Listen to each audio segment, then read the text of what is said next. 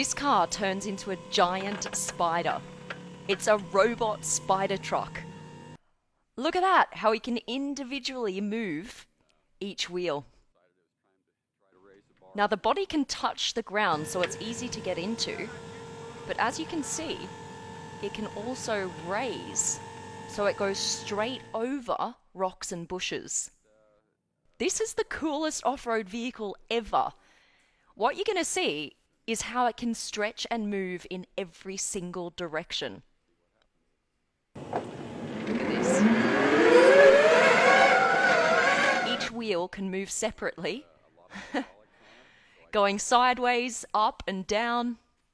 Each wheel has a 12-inch hydraulic lift. We're going to see how it works over this rocky terrain.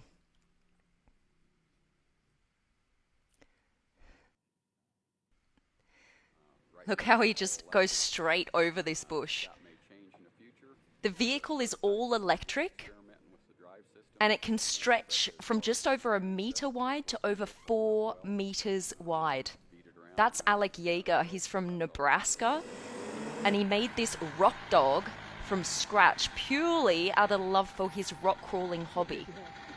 Now look at this. The entire car can also double in length.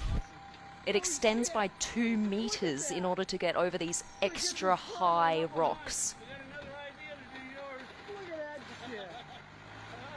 What other car or vehicle do you think could actually tackle something this rocky?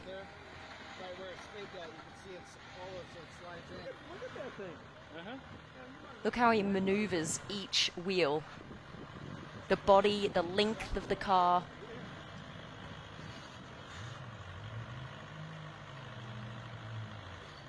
The width between each tire. Now you might be wondering how he controls all of this. He's got so many buttons that control all of these features. I'll let him explain.